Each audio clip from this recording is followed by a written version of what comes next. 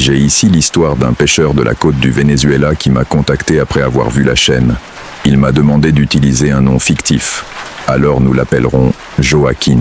Ce qu'il a découvert sur une île qui n'apparaît sur aucune carte l'a complètement changé.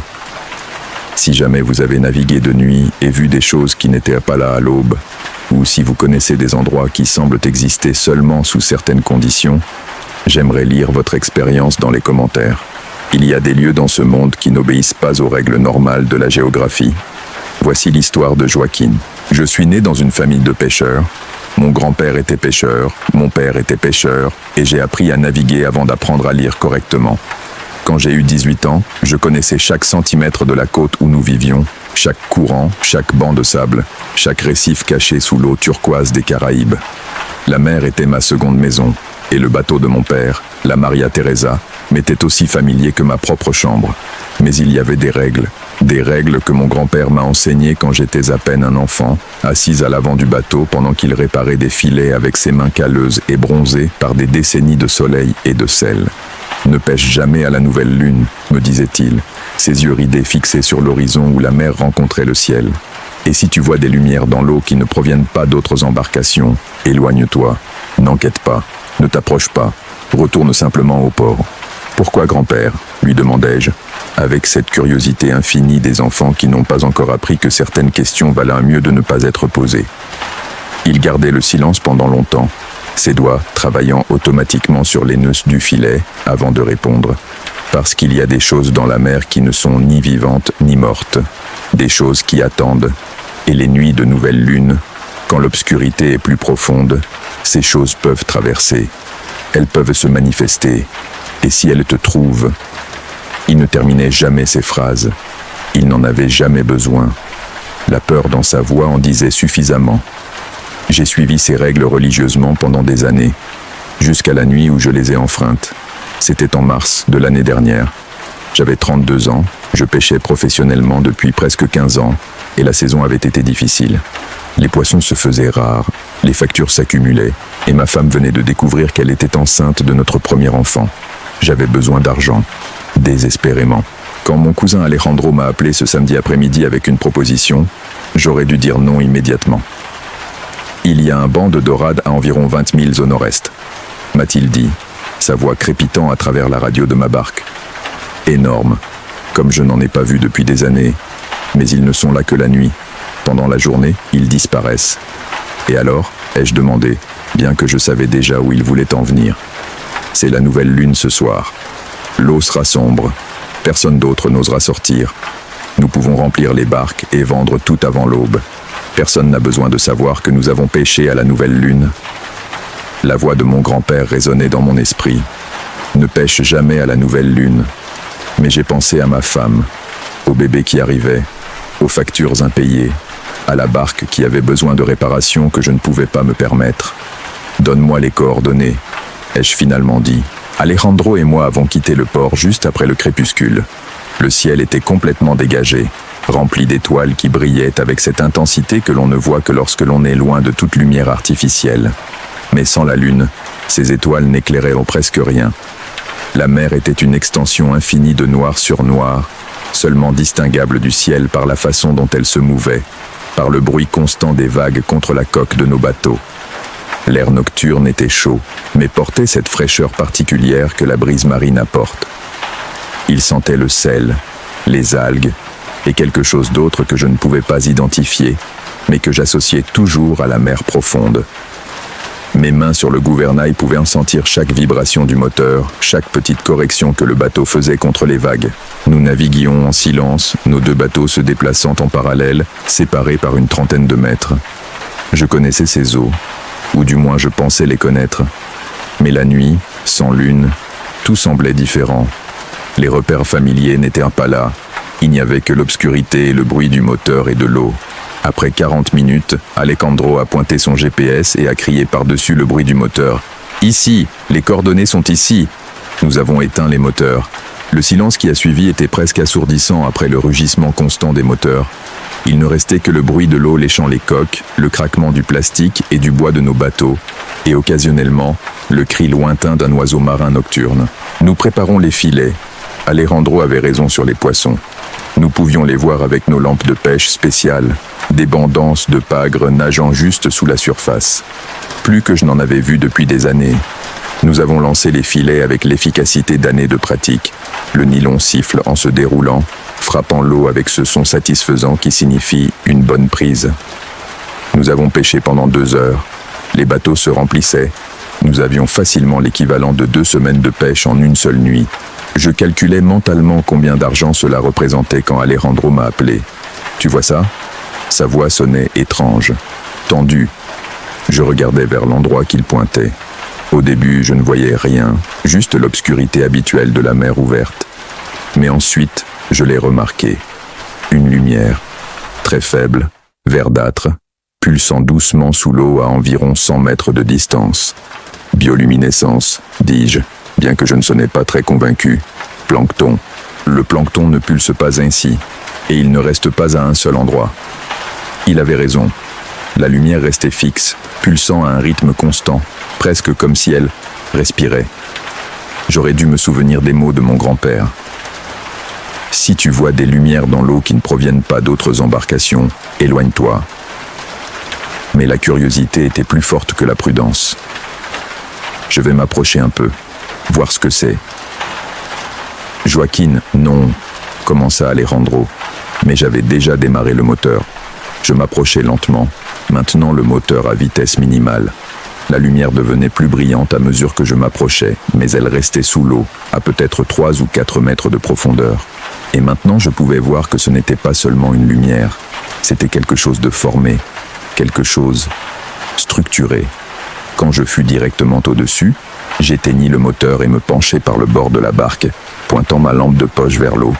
Ce que je vis me fit reculer si brusquement que j'y faillis tomber. Ce n'était pas du plancton. Ce n'était aucun phénomène naturel que je pouvais reconnaître. C'était une structure, faite de quelque chose qui ressemblait à de la pierre mais qui brillait d'une lumière verdâtre antinaturelle. Elle avait des colonnes, des arcs, des escaliers qui descendaient plus profondément que ce que ma lampe de poche pouvait atteindre.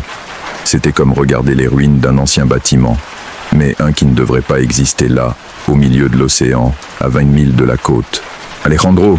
criai-je. « Viens voir ça !» J'entendis son moteur s'approcher. Son bateau s'arrêta à côté du mien. Il se pencha, pointa sa propre lampe de poche vers l'eau, et resta silencieux pendant un long moment. « Ça n'était pas ici avant, » dit-il finalement. « Je pêche dans ces eaux depuis 10 ans. Ça n'était définitivement pas ici avant. Peut-être que c'est une épave qui n'a jamais été signalée, suggérai-je, cherchant une explication rationnelle, bien que mon instinct me disait qu'il n'y avait rien de rationnel là-dedans. Les épaves ne brillent pas. Et regarde la structure. Ce n'est pas un bateau, c'est comme un temple ou quelque chose comme ça. Il avait raison. Maintenant que mes yeux s'étaient mieux adaptés à la lumière verdâtre, je pouvais voir plus de détails. Il y avait des symboles gravés sur les colonnes, des symboles que je ne reconnaissais pas, mais qui faisaient que quelque chose dans mon esprit se sentait inquiet, comme si je voyais quelque chose qui ne devrait pas être vu. Et puis je vis autre chose, quelque chose qui me fit retenir ma respiration. Il y avait quelque chose qui bougeait parmi les ruines, quelque chose qui glissait entre les colonnes, avec des mouvements fluides et antinaturels. Je ne pouvais pas voir clairement ce que c'était, juste des ombres dans les ombres, des formes qui ne restaient pas immobiles assez longtemps pour être identifiées. « Allons-y », dis-je soudainement. « Maintenant, tout de suite. » Je n'avais pas besoin de le dire 2 fois à Alejandro. Nous avons tous deux démarré nos moteurs en même temps. Mais quand j'ai essayé de faire avancer ma barque, le moteur a rugi, mais l'embarcation ne bougeait pas. C'était comme si quelque chose la retenait. Je regardais vers l'eau. La lumière verdâtre était plus brillante maintenant, beaucoup plus brillante, illuminant l'eau autour de nos barques. Et je pouvais voir qu'il y avait quelque chose enchevêtré dans mon hélice. Pas d'algues ni de filets. C'était des chaînes en métal rouillé qui montaient des ruines, s'enroulant autour de l'hélice, me maintenant en place. « Je ne peux pas bouger », criai-je à Alejandro. « Il y a quelque chose dans mon hélice. » Alejandro a essayé de s'approcher pour m'aider, mais son bateau était également coincé. Les mêmes chaînes étaient émergées de l'eau et s'étaient enroulées autour de son moteur. Et alors l'eau a commencé à bouillonner. Ce n'étaient pas des bulles normales. Elles étaient grandes, violentes, comme si quelque chose d'énorme émergeait des profondeurs. La lumière verdâtre s'est intensifiée jusqu'à devenir presque éblouissante. J'ai dû fermer les yeux et quand je les ai rouverts, ce que j'ai vu m'a coupé le souffle. La structure n'était plus sous l'eau. Elle émergeait, lentement, avec un son grave et résonnant que j'ai ressenti dans mes os plus que je ne l'ai entendu. Les ruines s'élevaient de la mer. De l'eau cascade sur les colonnes de pierre, des algues pendaient comme des rideaux, et cette lumière verdâtre émanait de chaque fissure et crevasse. En moins d'une minute, nous avions devant nous ce que je ne pouvais décrire que comme une île. Mais pas une île naturelle. C'était complètement artificiel, construit par des mains qui n'étaient clairement pas humaines. Les proportions étaient fausses. Les angles étaient incorrects, de manière à faire mal aux yeux si on les regardait trop longtemps. Et au centre de cette île impossible se trouvait une structure massive, un temple ou un palais, avec une entrée sombre qui semblait avaler la lumière au lieu de la réfléchir. « Ce n'est pas possible », murmurait Alejandro encore et encore. « Ce n'est pas possible ». Mais cela se produisait. Et le pire, c'était que les chaînes qui nous avaient piégés commençaient maintenant à tirer. Lentement, mais avec une force constante, nos canots étaient entraînés vers l'île, vers cette entrée sombre. J'ai essayé de libérer mon hélice. Je me suis plongé dans l'eau froide avec un couteau, coupant et sciant les chaînes rouillées. Mais pour chaque maillon que je rompais, 2 autres surgissaient de l'eau pour le remplacer. C'était inutile. « Rames !» criai-je à Alejandro.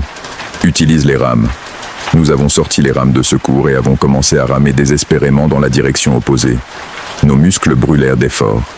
La sueur coulait sur nos visages malgré l'air frais de la nuit. Mais les chaînes étaient en plus fortes. Nous nous approchions inexorablement de l'île. Lorsque nos canots ont touché le rivage de pierre de l'île, les chaînes se sont enfin détachées. Mais à ce moment-là, nous étions déjà entourés. L'île s'était élevée, créant une sorte de barrière circulaire de pierre autour de nous. Nous ne pouvions pas voir la mer ouverte au-delà de ces murs. Nous étions piégés dans ce qui semblait être un lac circulaire d'eau noire avec l'île au centre. « Nous devons explorer, dis-je, ma voix sonnant plus calme que ce que je ressentais. Il doit y avoir une sortie, une autre façon de sortir d'ici. » Alejandro acquiesça, son visage pâle même sous la lumière verdâtre. Nous avons amarré nos canots du mieux que nous pouvions et sommes montés sur l'île. La pierre sous nos pieds était couverte d'une couche de mousse glissante qui rendait la marche difficile. Chaque pas devait être prudent pour ne pas tomber. L'air ici sentait différemment. Pas seulement la mer et le sel, mais quelque chose de plus ancien. De la terre humide et de la décomposition.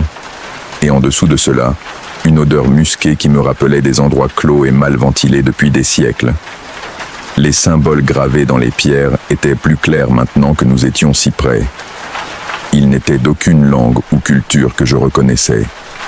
Certains semblaient représenter des créatures, mais des créatures qui mélangeaient des parties de poissons, de pieuvres et des choses qui n'avaient pas d'équivalent dans la nature. D'autres étaient plus abstraits, des motifs géométriques qui semblaient bouger et changer quand on ne les regardait pas directement.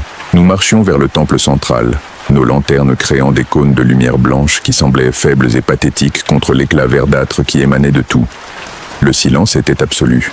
Il n'y avait aucun bruit de vagues, pas de vent, rien d'autre que nos pas et notre respiration. L'entrée du temple était une bouche sombre d'environ 10 mètres de haut. Il y avait des marches qui descendaient vers l'obscurité. Des marches usées par d'innombrables pieds au fil des innombrables années. « Je ne vais pas entrer là-dedans », dit Alejandro avec fermeté. « Pas question. Moi non plus, je ne voulais pas. Mais alors nous avons entendu quelque chose. Des voix. Elles venaient de l'intérieur du temple.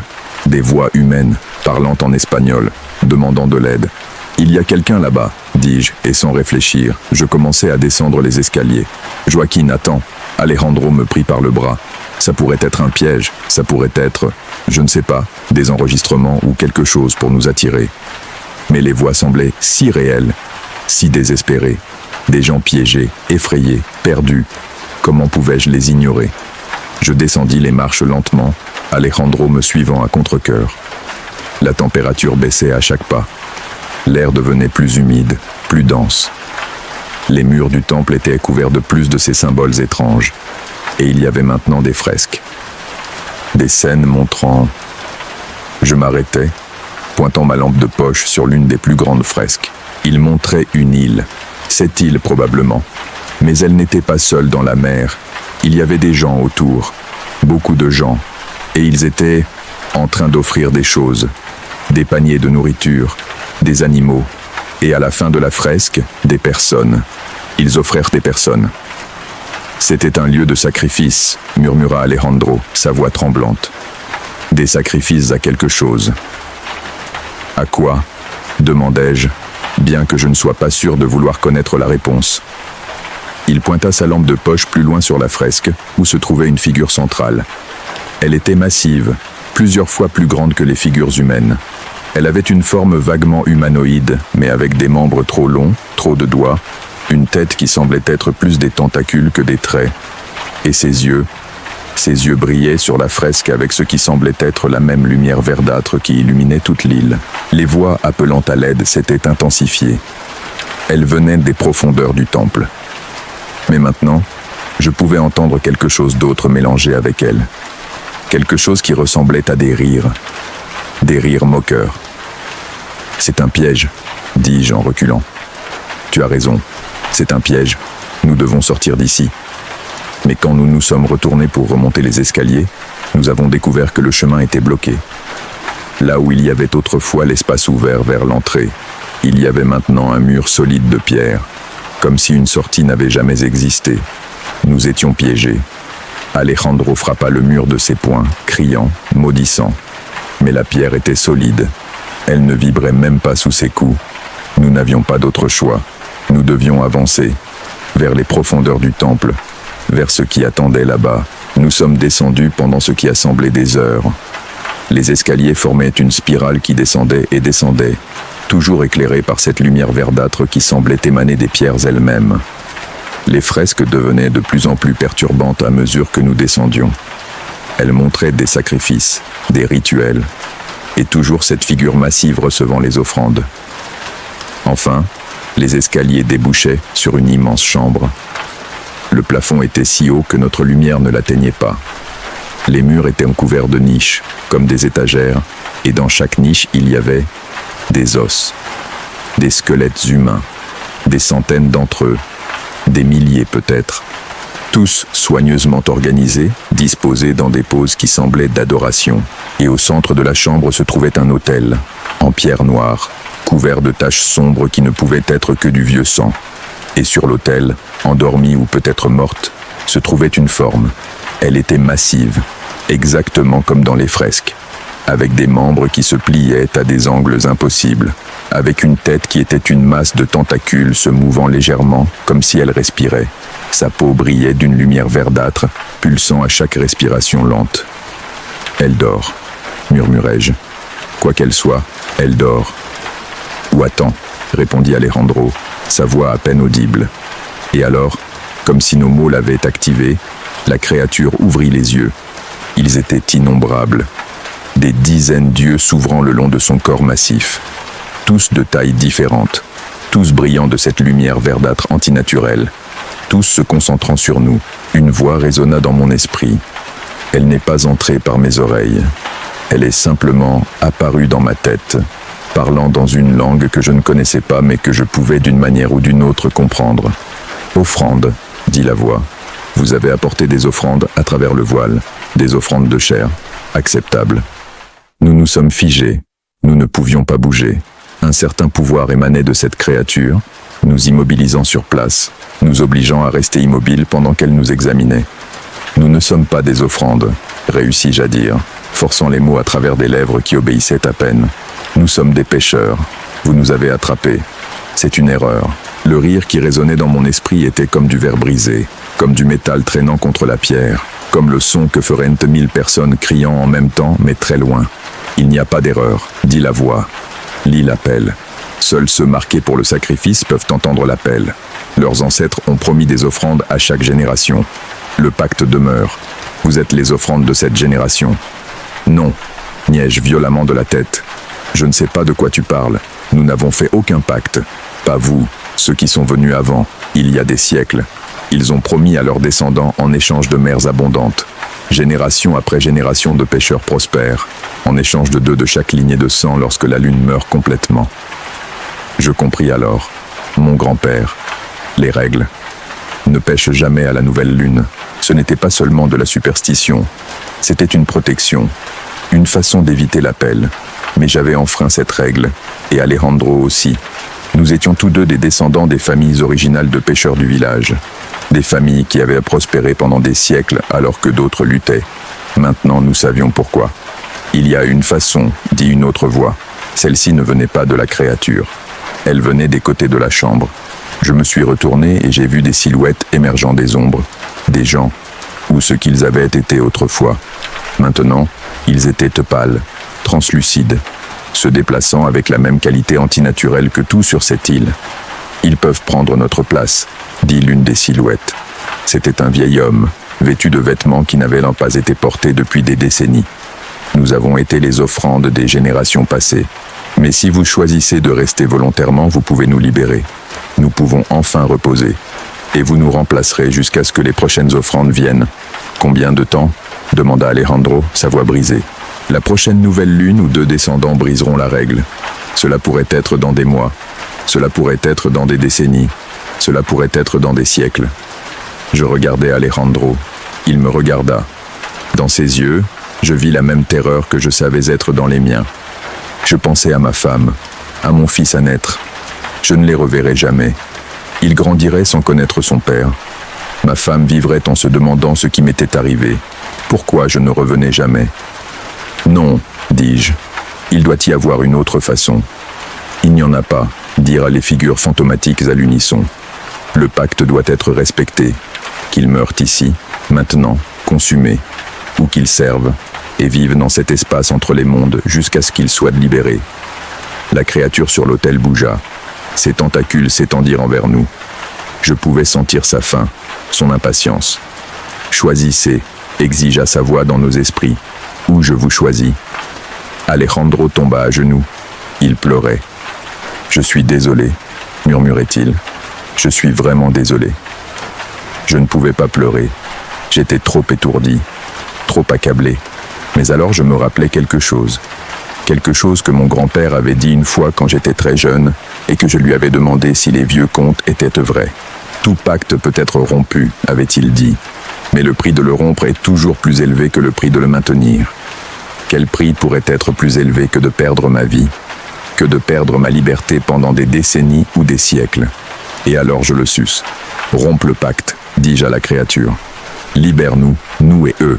Je désignais les figures fantomatiques. Et en échange, je te donnerai quelque chose de plus précieux. La créature s'arrêta. Ses innombrables yeux m'observaient, avec ce qui aurait pu être de la curiosité. Qu'est-ce qui pourrait être plus précieux que les offrandes promises? Ta liberté, dis-je. Toi aussi tu es piégé ici. Cette île est ta prison autant que la nôtre. On t'a adoré, on t'a nourri, mais on ne t'a jamais libéré. Je peux te donner cela. C'était un pari. Je ne savais pas si c'était vrai. Mais la façon dont les yeux de la créature se sont fixés sur moi, la façon dont l'air dans la chambre semblait vibrer, m'a dit que j'avais touché au but. Comment ? Demanda la voix dans mon esprit, et pour la première fois, j'entendis quelque chose en elle qui n'était ni la faim, ni le pouvoir. C'était de l'espoir. Le pacte t'attache autant qu'à nous. S'il est complètement rompu, si les 2 parties conviennent de le terminer, l'accord se dissout. Et avec lui, les chaînes qui te retiennent ici. Je ne savais pas s'il disait des vérités ou inventait, mais cela semblait juste. Cela semblait possible. La créature considéra cela pendant longtemps.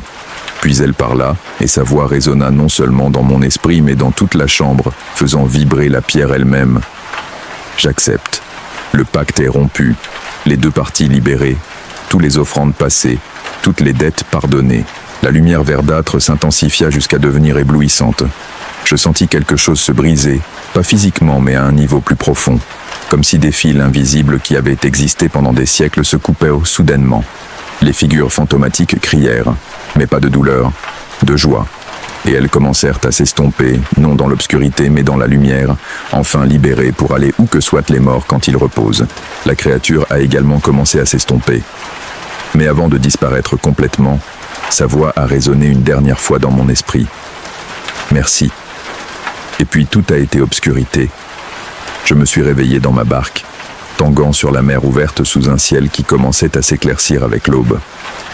Alejandro était dans sa barque à côté de moi, se réveillant aussi.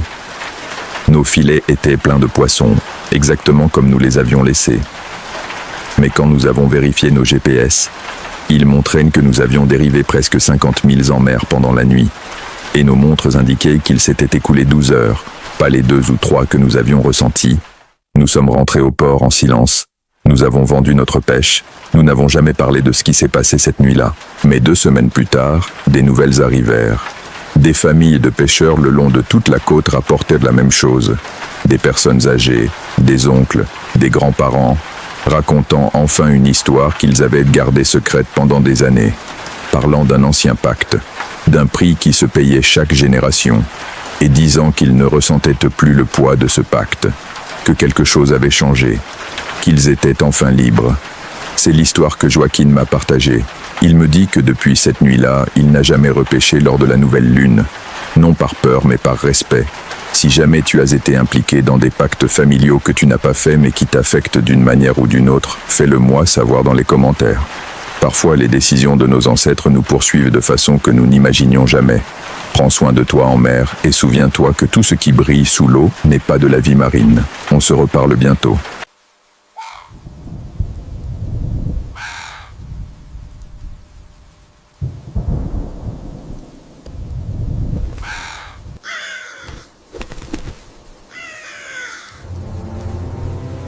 Cette histoire m'a été racontée par une auditrice nommée Sofia, qui vit à Santiago du Chili. Ce qu'elle m'a raconté sur son voisin de l'appartement d'à côté est quelque chose de si courant au début que n'importe qui pourrait le vivre. Et c'est précisément pour cela que c'est si perturbant. Si vous avez déjà entendu des choses étranges à travers les murs de votre appartement, des bruits qui n'ont aucun sens, des voix qui ne devraient pas être là, j'aimerais beaucoup que vous partagiez cela dans les commentaires. Parfois, ce qui est le plus effrayant, c'est ce qui se passe juste de l'autre côté d'un mur aussi fin que du papier. Voici maintenant l'histoire de Sofia et des 6 mois qu'elle a passé à vivre à côté de quelque chose qui n'aurait jamais dû exister. Je m'appelle Sofia, j'ai 28 ans, et il y a 8 mois, j'ai déménagé de mon appartement à Santiago. J'ai perdu la caution, perdu de l'argent dans un déménagement précipité, et maintenant je paye presque le double de loyer pour un endroit plus petit. Mais cela ne me dérange pas. Parce que je ne pouvais pas rester un jour de plus dans cet endroit. Je ne pouvais pas continuer à vivre à côté de lui. J'ai trouvé l'appartement en mars 2023. Il était parfait pour mon budget. Un environnement dans le quartier de Ñuñoa, au 2e étage d'un vieux bâtiment mais bien entretenu. Il avait une bonne lumière naturelle, était proche du métro et le bâtiment était calme. Principalement des personnes âgées et quelques jeunes couples sans enfants. L'appartement voisin était vide lorsque j'ai emménagé. Le concierge, Don Guillermo, m'a dit que le locataire précédent était parti il y a environ 1 mois. « Tu sais pourquoi il est parti ?» ai-je demandé, plus par curiosité que par inquiétude. Don Guillermo haussa les épaules. Il n'a pas donné de raison. Il a simplement dit qu'il devait partir d'urgence. Il a payé la pénalité pour rupture de contrat et est parti en 2 jours. Je n'y ai pas beaucoup réfléchi. Les gens déménagent tout le temps pour le travail, des problèmes personnels, peu importe. Le département voisin est resté vide pendant mes 3 premières semaines. C'était agréable, silencieux. Je pouvais travailler à la maison sans distraction. Je suis graphiste indépendante et bien dormir la nuit. Mais alors, à la fin mars, quelqu'un a emménagé dans l'appartement adjacent. Je l'ai su parce que j'ai entendu le bruit de meubles being tirés, des voix de déménageurs, le genre de bruit d'un déménagement. C'était un samedi après-midi. J'ai décidé d'être gentille et d'aller me présenter une fois qu'ils auraient fini. J'ai frappé à la porte vers 18 heures. Personne n'a répondu. J'ai frappé à nouveau. Rien. Je pouvais entendre une télévision ou une radio allumée à l'intérieur, donc je savais qu'il y avait quelqu'un. Peut-être était-il fatigué du déménagement et ne voulait pas répondre. Je l'ai compris. Cette nuit-là, vers 11 heures, j'ai entendu de la musique.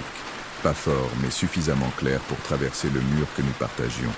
C'était de la musique ancienne, des années 50 ou 60. Des chansons en espagnol qui ressemblaient à des boléros. Bon, j'ai pensé, mon voisin a des goûts musicaux rétro. Ce n'est pas un problème. Ce n'était pas si fort que ça pour déranger. Mais la musique a continué.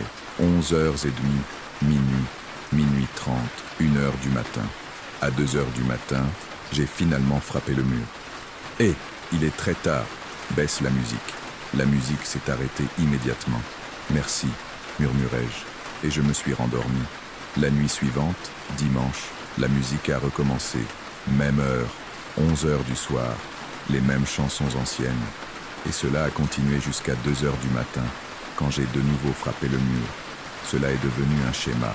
Chaque nuit, de 11 heures du soir à 2 heures du matin, toujours la même musique. Elle s'arrêtait toujours quand je frappais le mur. Après une semaine de cela, j'ai décidé d'affronter mon voisin directement. J'ai frappé à sa porte un mardi après-midi. Cette fois, quelqu'un a répondu. La porte s'est à peine entr'ouverte.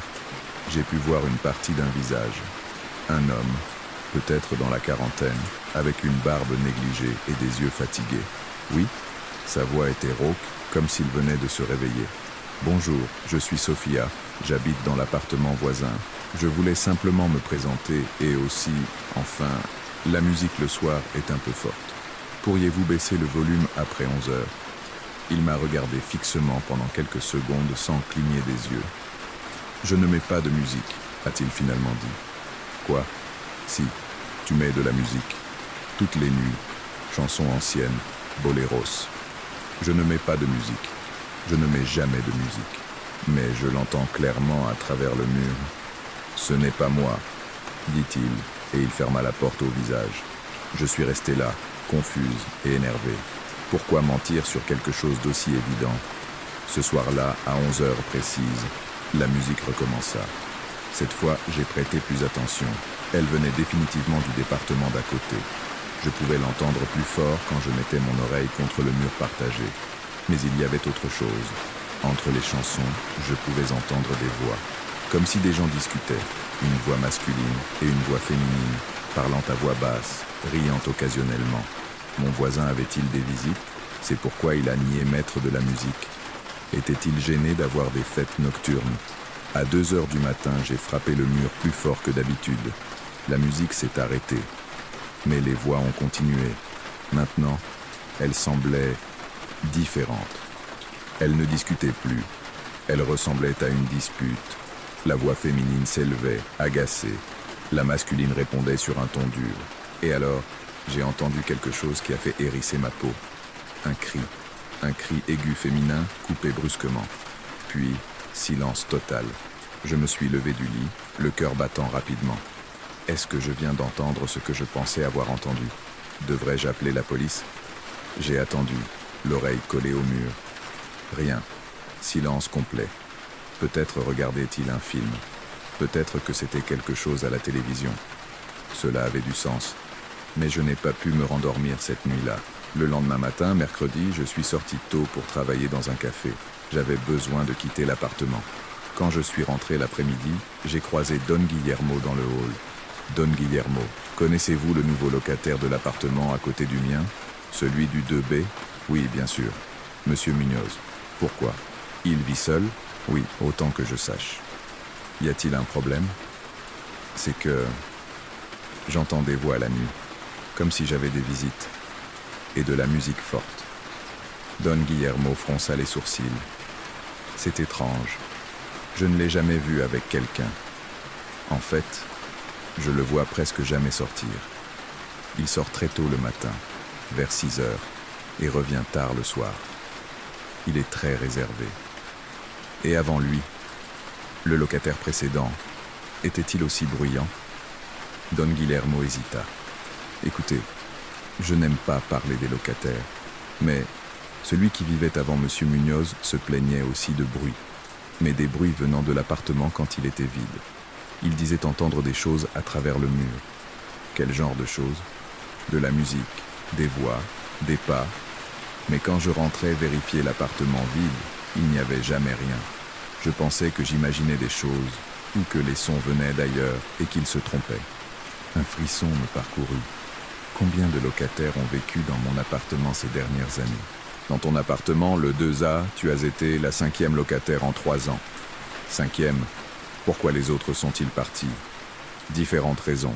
Mais, maintenant que tu le mentionnes, plusieurs se sont plaints de bruit gênant. Du département voisin. Et le 2B, combien de locataires a-t-il eu? Don Guillermo se gratta la tête. Monsieur Munoz est le 3e en 6 mois. Avant lui, il y avait un jeune couple qui est resté 2 mois. Et avant, un étudiant qui est parti après 3 semaines. Quelque chose n'allait pas. Il y avait un motif ici. Ce soir-là, j'ai décidé d'enregistrer. J'ai configuré mon téléphone pour enregistrer du son toute la nuit. Je l'ai laissé sur la table de nuit près au mur partagé. À 11 heures précises, la musique a commencé ponctuellement. L'enregistrement l'a capté clairement. Ancienne chanson en espagnol, boleros, comme je l'avais pensé. Et les voix. L'enregistrement les a aussi captées. Une conversation entre un homme et une femme, mais je ne pouvais pas distinguer les mots, seulement le ton.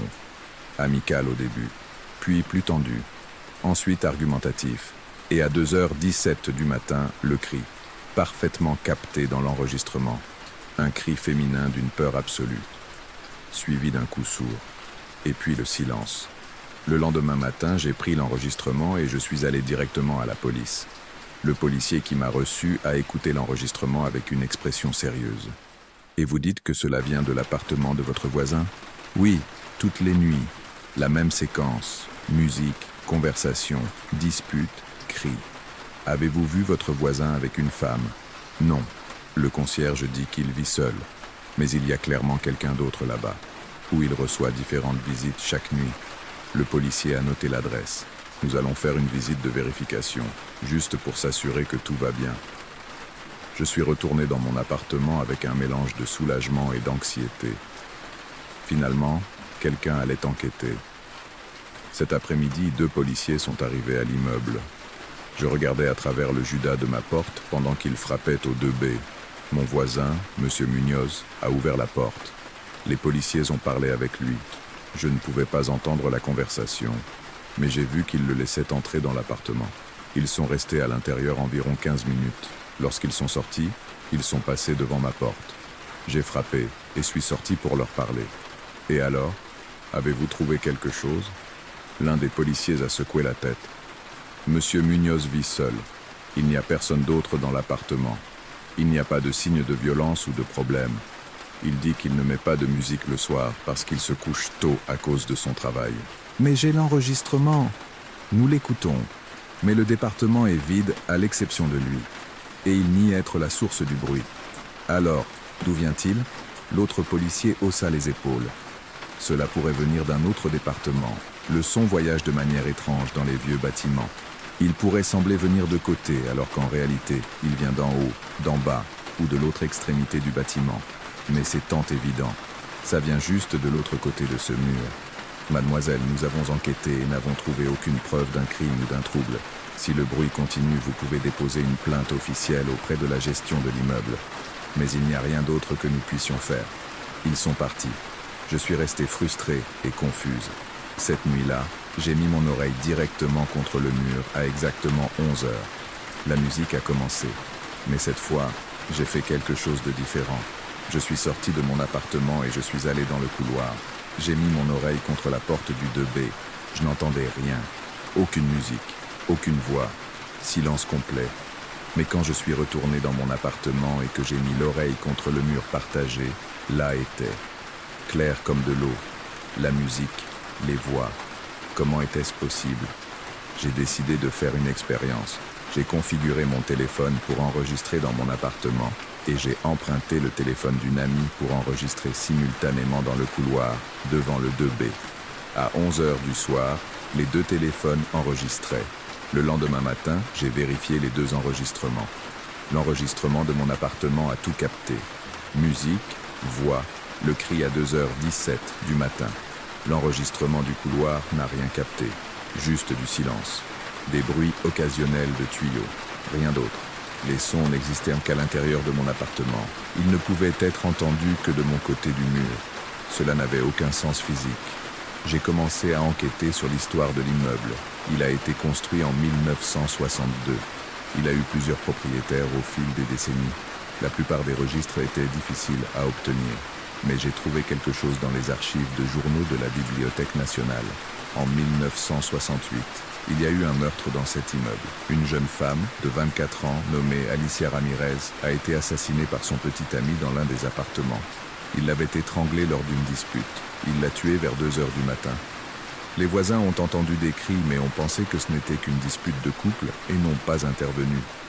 Le petit ami a été arrêté, condamné et était mort en prison des années plus tard.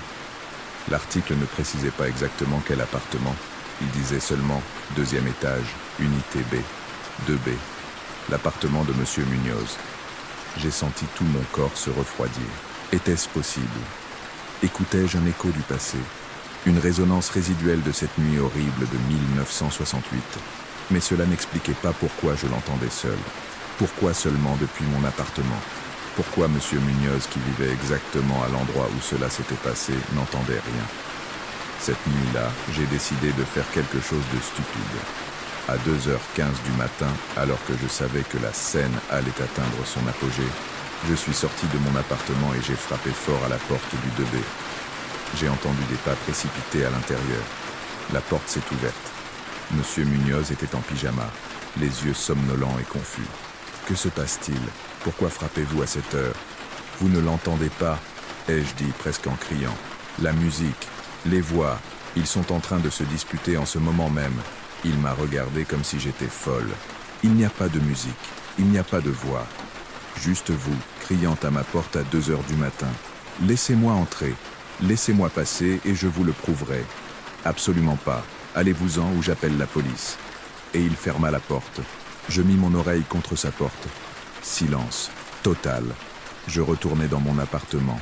Je mis l'oreille contre le mur. Les voix étaient là, criaient maintenant, se disputaient violemment. Et puis, le cri, le coup, le silence. Mais seul moi pouvais l'entendre. Les jours suivants furent un enfer. Je ne pouvais pas dormir. Le manque de sommeil m'affectait. Je faisais des erreurs dans mon travail. Je me voyais amaigri. Et puis, une nuit, quelque chose changea. C'était un vendredi, 11h du soir. La musique commença comme d'habitude. Mais cette fois, après quelques minutes, j'entendis quelque chose de nouveau. La voix féminine, très claire, disant mon nom. Sophia. Je restais figé. Sophia, peux-tu m'entendre? Cela ne s'était jamais produit auparavant. C'était toujours la même conversation, la même dispute, la même séquence. Il ne m'avait jamais parlé directement. Alicia, chuchotai-je. Es-tu Alicia Ramirez? Tu sais enfin mon nom. J'ai essayé de te joindre. Tu es la première à vraiment écouter. Que veux-tu?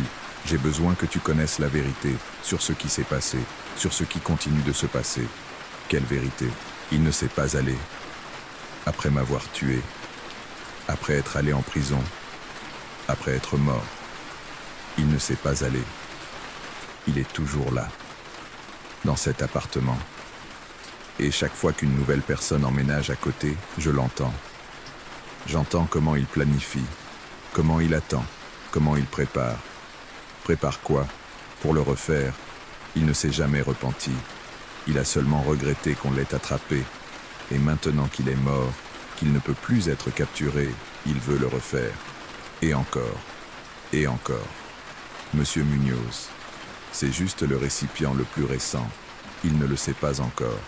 Mais chaque nuit, pendant qu'il dort, il entre, il s'installe, peu à peu. Et un jour, Monsieur Munoz se réveillera et ne sera plus Monsieur Munoz. Il sera lui, Roberto, mon assassin, et il cherchera quelqu'un de nouveau. Pourquoi me dis-tu ça? Parce que tu es la suivante. Je t'ai vu. Comment il te regarde quand tu sors? Comment il trouve des excuses pour rester dans le couloir quand tu es là? Il t'a déjà choisi. Il attend juste le bon moment. Mon sang s'est glacé.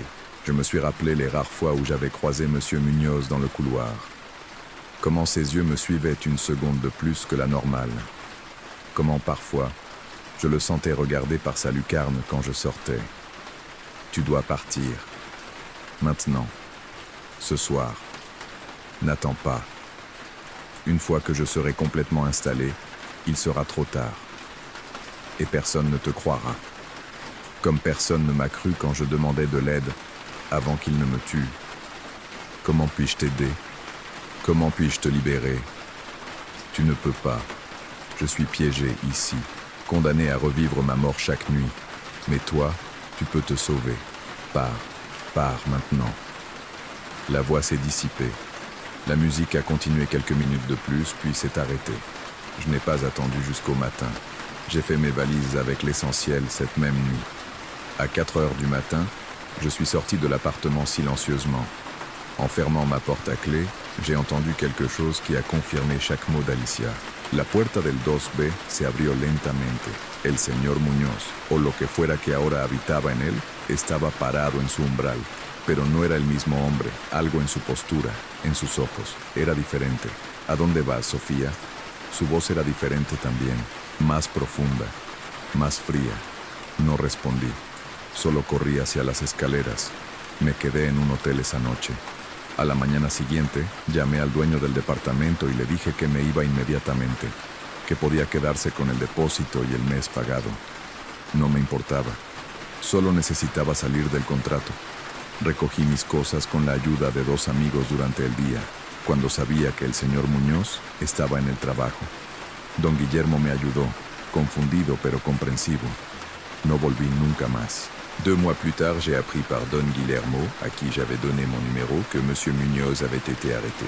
Une jeune femme de l'immeuble l'avait dénoncé pour harcèlement. Ils avaient retrouvé des photos d'elle dans son appartement, des photos prises à son insu. L'enquête a révélé qu'il avait des antécédents, des accusations précédentes de harcèlement. Rien qui ait conduit à une condamnation, mais un schéma clair. La femme a eu de la chance. Elle l'a dénoncé à temps. Don Guillermo m'a aussi dit que mon ancien appartement, le 2A, était toujours vide. Personne n'y était resté plus de 2 semaines depuis mon départ. Tout le monde se plaignait de la même chose, bruit, voix, musique la nuit. Et tous étaient éventuellement harcelés par le locataire du 2B, car Roberto est toujours là, cherchant, attendant, utilisant toute âme assez malchanceuse pour emménager au 2B comme son véhicule. Et Alicia est toujours piégée, condamnée à revivre son meurtre chaque nuit, essayant désespérément d'avertir les nouvelles locataires avant qu'il ne soit trop tard. Parfois, ça fonctionne. Parfois, comme moi, elles écoutent à temps. D'autres fois, je préfère ne pas penser aux autres fois. C'était tout ce que Sofia voulait partager. Elle m'a dit qu'elle vit maintenant dans un immeuble neuf, plus moderne, où elle vérifie soigneusement tous ses voisins avant de signer un contrat. Si tu as déjà vécu dans un endroit où tu as senti que quelque chose essayait de t'avertir, où les sons que tu entendais étaient des messages désespérés, laisse un commentaire. Parfois, les victimes du passé essaient de protéger celles du futur, et parfois, écouter ces avertissements peut te sauver la vie. Prends soin de toi, vérifie toujours tes voisins, et on se retrouve dans la prochaine histoire.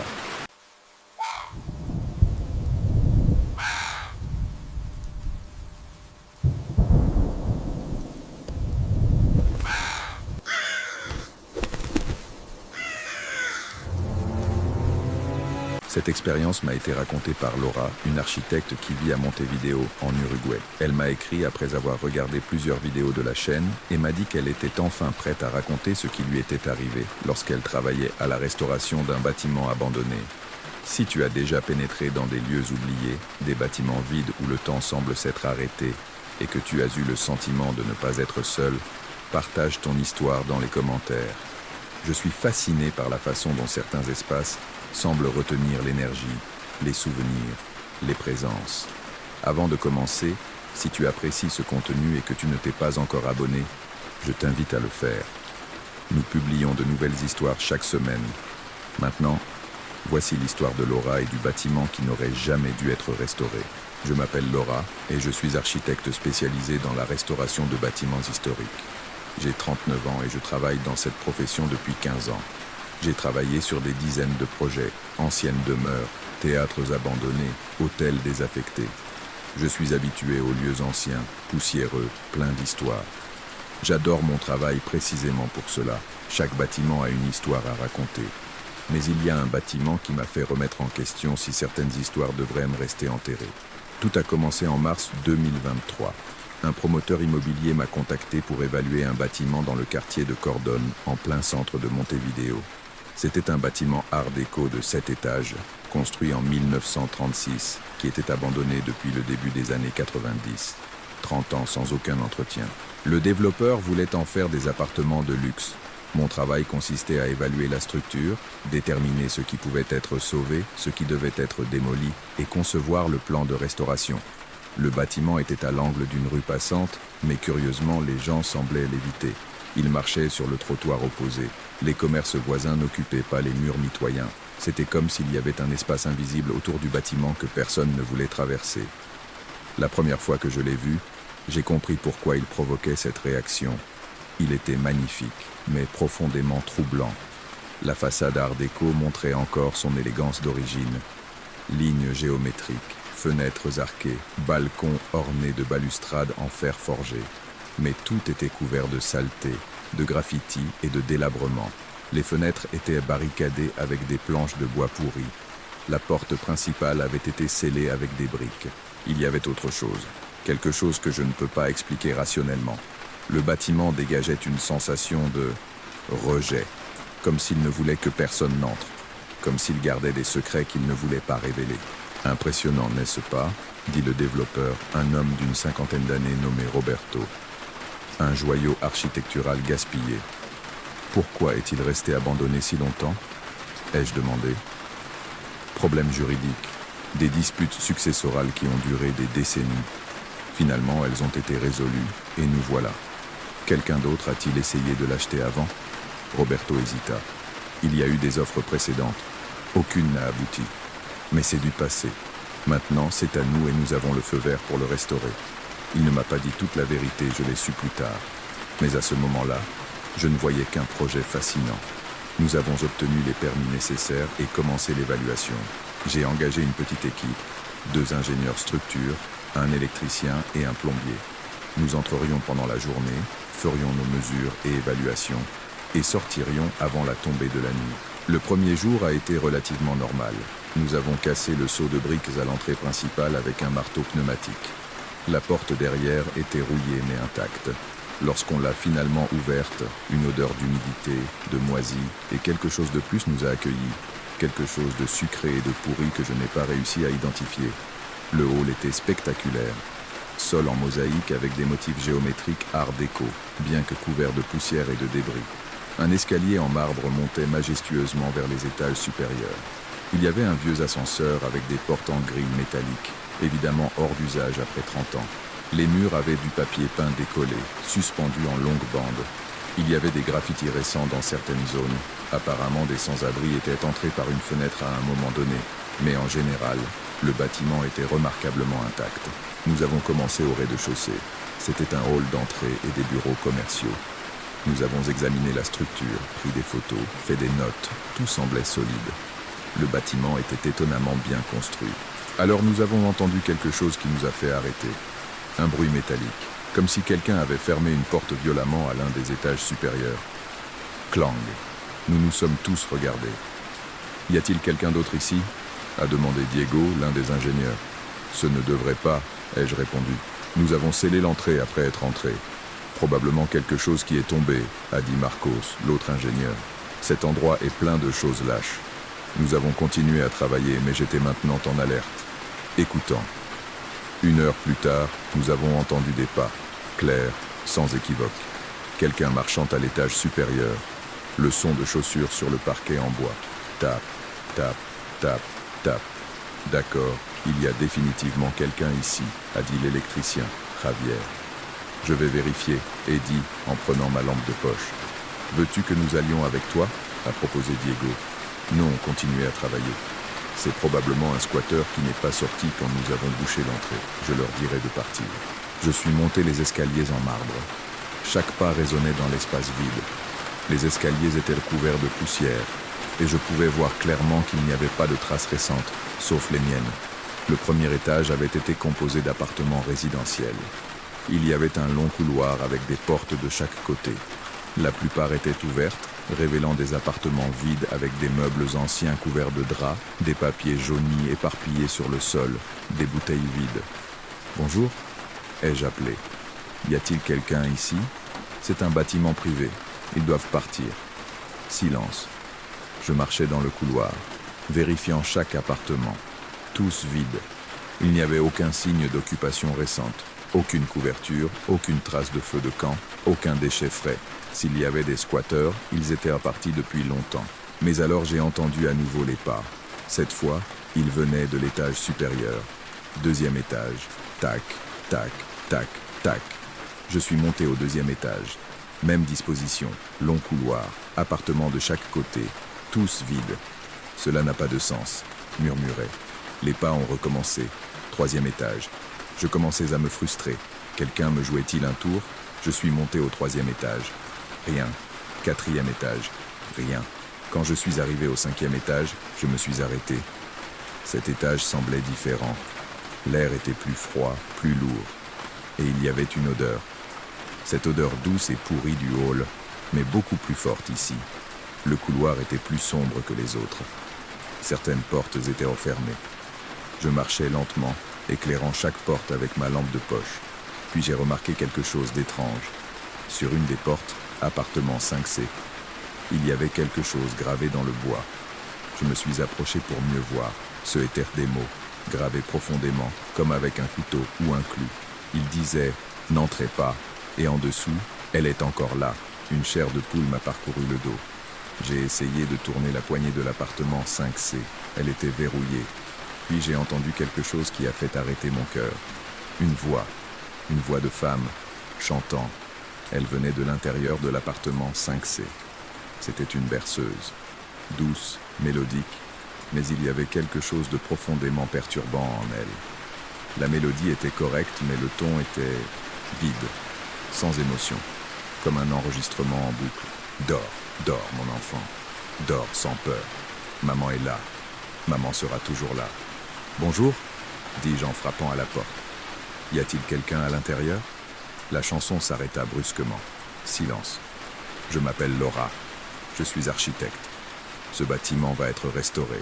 S'il y a quelqu'un qui vit ici, j'ai besoin qu'il sorte. Je peux vous aider à trouver un autre endroit. Plus de silence. Et puis, une voix. La même voix qui chantait. Mais maintenant, elle semblait différente. Plus proche. Juste de l'autre côté de la porte. Tu vas m'emmener voir mon bébé? Les mots me glacèrent. Je ne comprends pas. Quel bébé? Vous ne pouvez pas emmener mon bébé. Il est à moi. Je m'en occupe. Je le protège. Madame, personne ne va prendre quoi que ce soit. J'ai juste besoin que vous ouvriez la porte. Un bruit étrange vint de l'autre côté. Comme des griffes. Des ongles raclant le bois. Je ne peux pas ouvrir. Il m'a enfermé. Il m'a enfermé avec mon bébé. Il a dit que c'était pour notre bien. Mais mon bébé a cessé de bouger. Il a arrêté de pleurer. Et maintenant, je ne fais que dormir. Je chante seul. J'espère seul. Ma main tremblait sur la poignée. Combien de temps est-ce que tu es là-dedans? Je ne sais pas. Très longtemps. Tellement longtemps. Quelle année sommes-nous? 2023. Un bruit horrible venait de l'autre côté de la porte. Un gémissement. Un sanglot. Quelque chose entre rire et pleurs. Tant de temps seul avec mon bébé. Je reculai de la porte. Quelque chose n'allait vraiment pas ici. Je devais sortir. Je devais appeler à l'aide. Je courus vers les escaliers. Mais quand je suis arrivé, j'ai vu quelque chose qui m'a fait trébucher et tomber.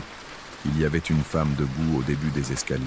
Il était jeune, peut-être 25 ans.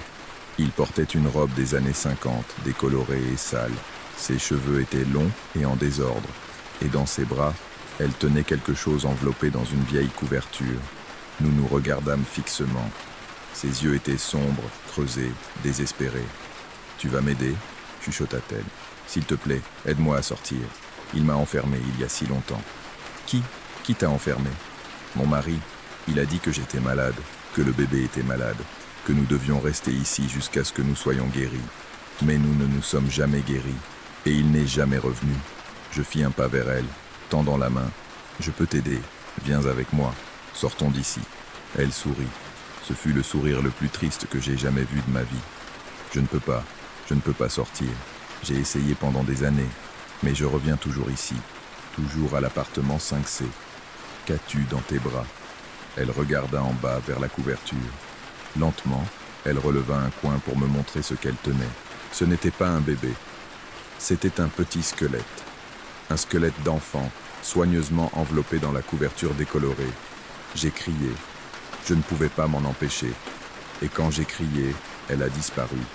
Elle s'est simplement évaporée comme de la fumée. Je suis descendu les escaliers en trébuchant, tombant presque plusieurs fois. Je suis arrivé au rez-de-chaussée où mon équipe travaillait toujours. « Nous devons partir !» ai-je crié. « Maintenant !» Ils m'ont regardé, alarmé par mon état. « Qu'est-ce qui s'est passé? Tu vas bien ?» Je ne vais pas bien. Il y a quelque chose de très mauvais dans cet immeuble. Au 5e étage, appartement 5C, nous devons appeler la police. Laura, calme-toi. Qu'as-tu vu? Je leur ai tout raconté. La voix, la femme, le squelette. J'espérais qu'ils penseraient que j'étais folle, mais Diego et Marcos ont échangé un regard significatif. Nous devons te dire quelque chose, dit enfin Diego. Pendant que tu étais en haut, nous avons trouvé ceci. Il m'a montré un vieux journal qu'ils avaient trouvé parmi les décombres. Il était jauni, cassant, daté de juillet 1957. Le titre disait « Tragédie dans un immeuble de Cordon. Femme et bébé retrouvés morts ». J'ai lu l'article avec des mains tremblantes. Il racontait l'histoire d'une jeune femme, Maria Elena Suarez, âgée de 24 ans, qui vivait dans l'appartement 5C avec son mari et son bébé de 3 mois. Le mari, Roberto Suarez, avait été arrêté pour homicide.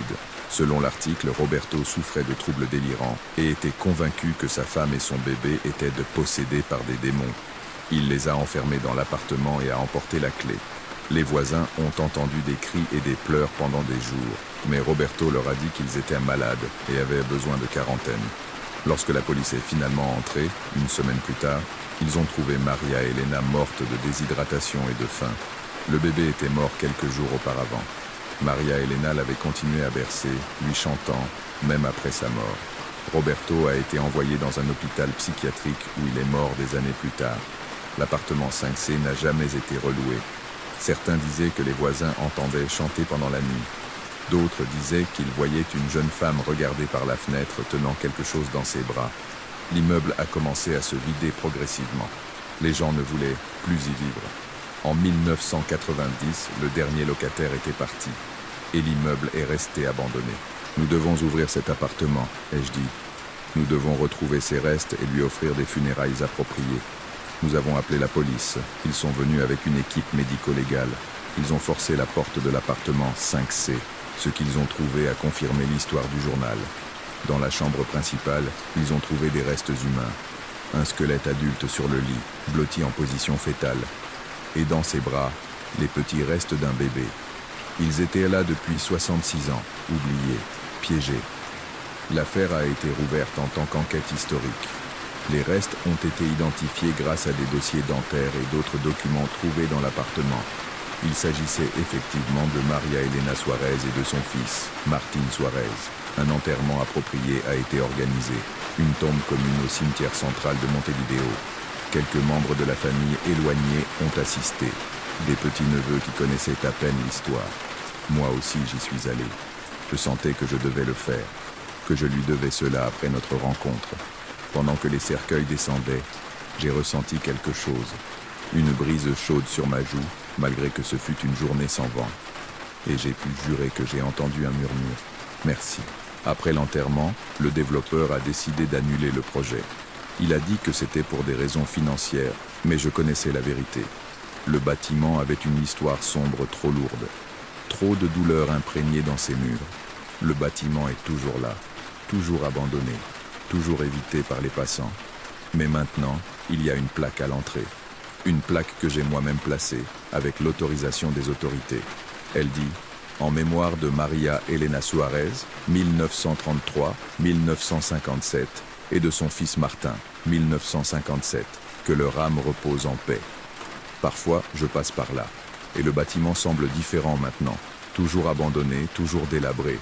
Mais il ne dégage plus ce rejet, il ne semble plus hanté, il semble en paix, ou du moins, c'est ce que j'aime penser.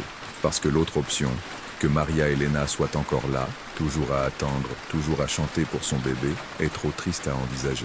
Depuis lors, j'ai travaillé sur de nombreux autres projets de restauration, mais je recherche toujours l'histoire complète avant de commencer. Parce que j'ai appris que les bâtiments ne sont pas seulement des structures de briques et de béton. Ce sont des conteneurs de mémoire, de vie, de mort, d'histoires qui doivent parfois être racontées pour que les âmes puissent enfin reposer en paix. Et certaines histoires nécessitent plus que d'être racontées. Elles doivent être honorées, rappelées, respectées. C'est la véritable restauration, pas seulement des bâtiments, mais de la dignité humaine. Voici tout ce que Laura a partagé avec moi.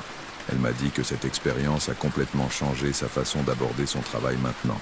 Si vous avez déjà travaillé dans des endroits avec une histoire sombre, ou si vous avez vécu quelque chose qui vous a fait croire que certaines présences cherchent simplement la paix, laissez-le dans les commentaires. J'adore lire vos expériences et perspectives. Je remercie tous ceux qui ont envoyé leurs histoires. Elles rendent cette chaîne possible. Si vous avez quelque chose à partager, n'hésitez pas à m'écrire. Chaque histoire mérite d'être entendue. Passez une bonne nuit et à la prochaine histoire.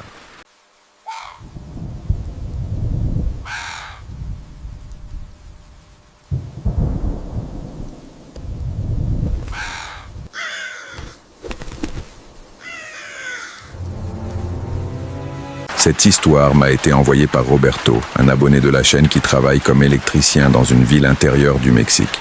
Il m'a écrit il y a quelques semaines et je n'arrive toujours pas à me sortir de la tête ce qu'il m'a raconté. Si toi aussi tu as vécu quelque chose que tu ne peux pas expliquer, laisse-le moi dans les commentaires. J'adore lire chacune de vos expériences. Maintenant, ce que Roberto a vécu a à voir avec quelque chose qu'il n'aurait jamais dû trouver en faisant son travail. Une vieille maison, un sous-sol oublié, et quelque chose qui attendait depuis des décennies d'être libéré.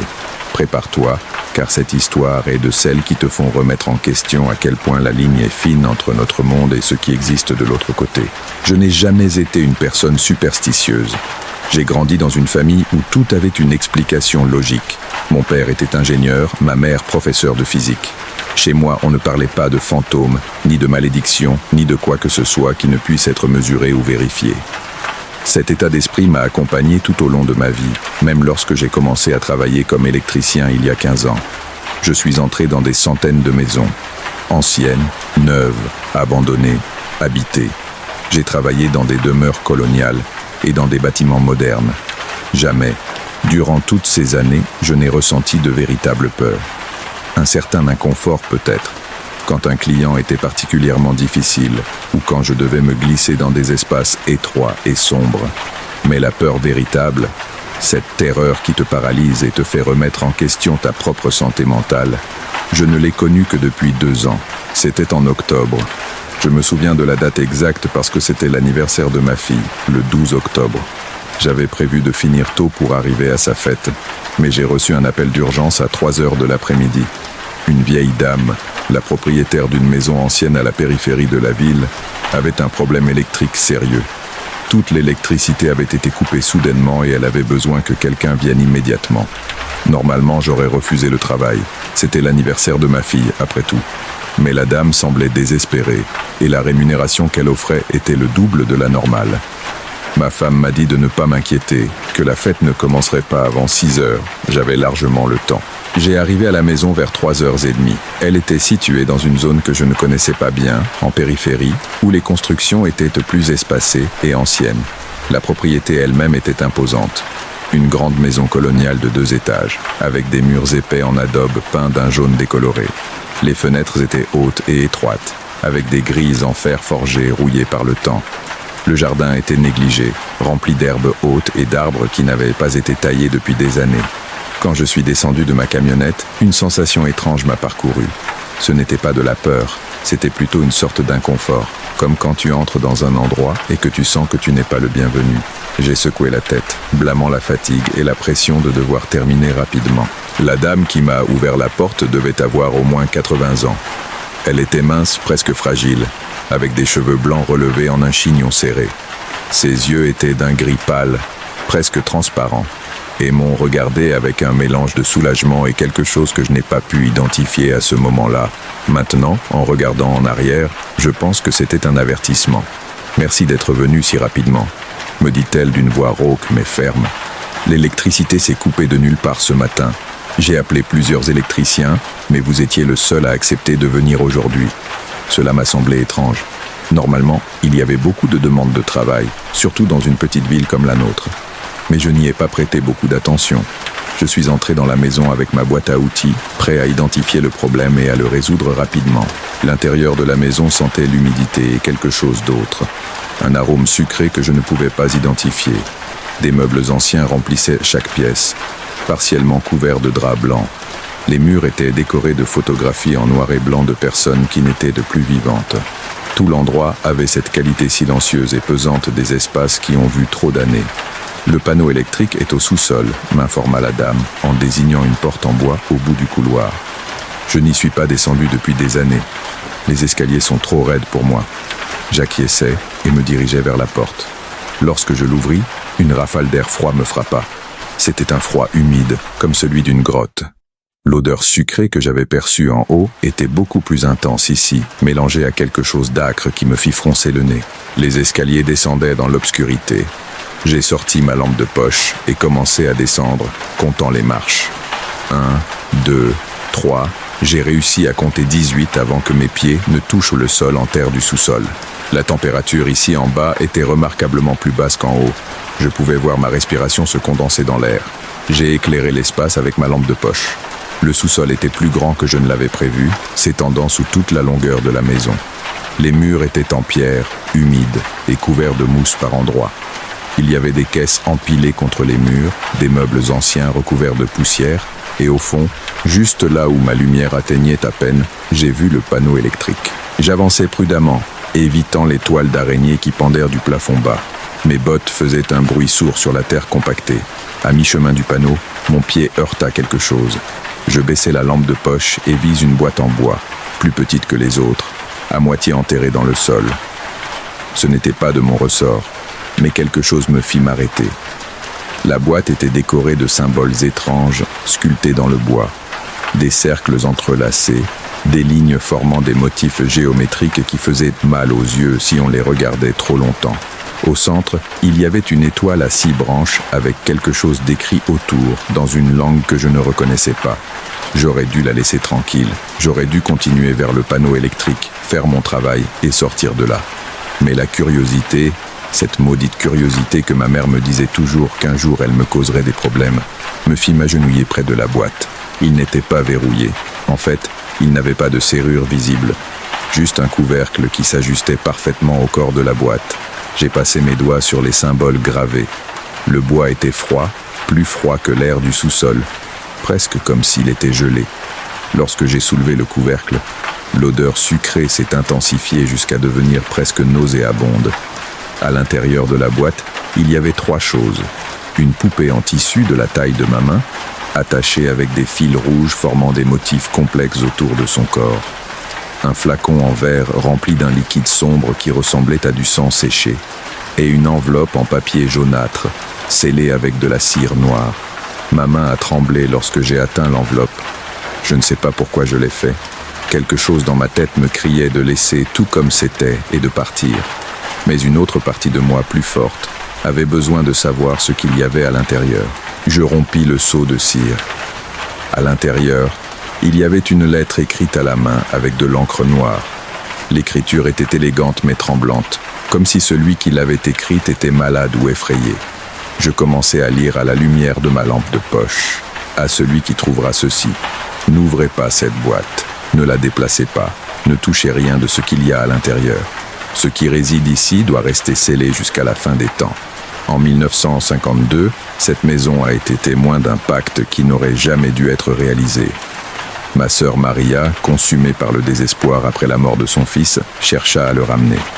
Elle consulta une femme du village, une qui pratiquait des arts que l'Église condamne. On lui promit qu'elle pourrait revoir son fils une fois de plus, mais le prix était impensable. Le rituel nécessitait du sang, des cheveux et un objet personnel du défunt. Maria, dans sa folie, a tout fait. Mais quelque chose a mal tourné. Ce qui est revenu n'était pas son fils. C'était quelque chose qui utilisait sa forme, sa voix, mais n'avait pas son âme. Pendant 3 jours, cette chose a habité notre maison.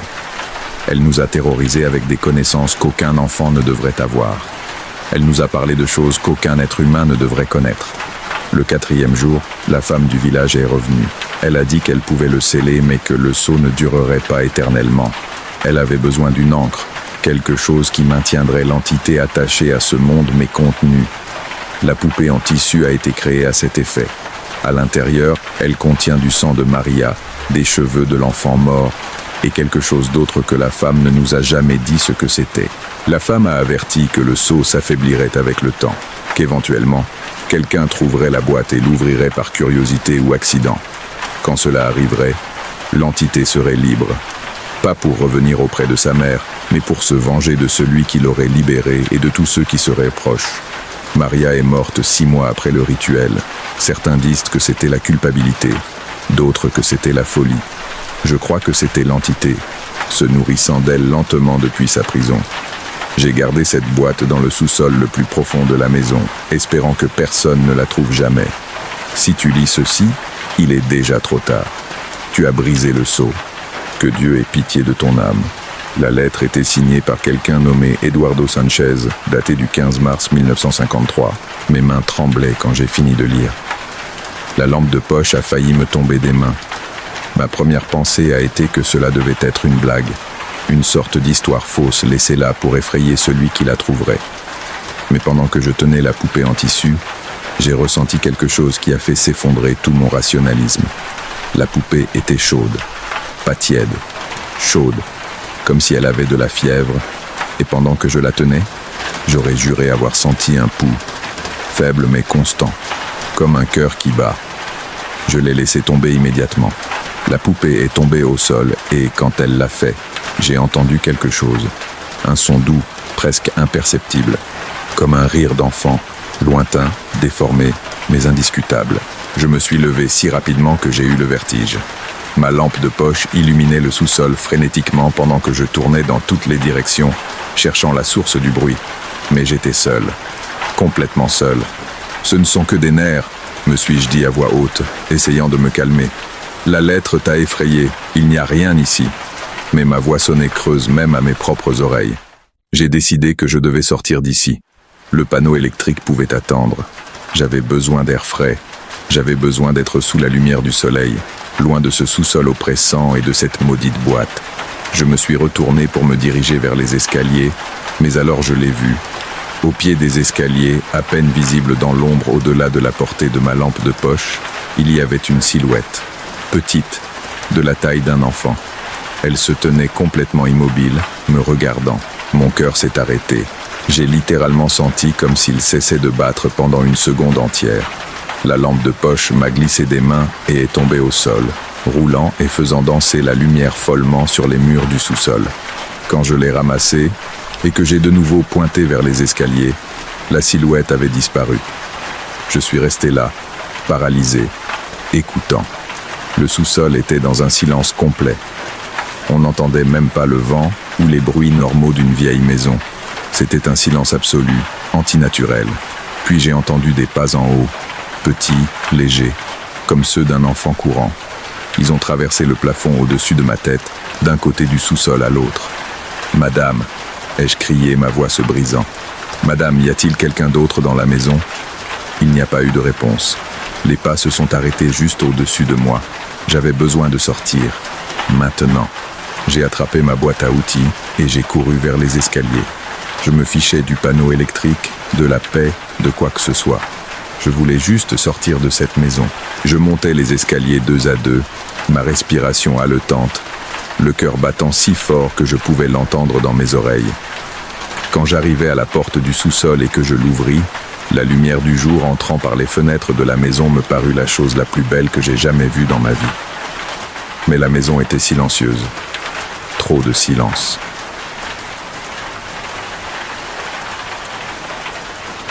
De l'obscurité du couloir menant au sous-sol, une silhouette émergea.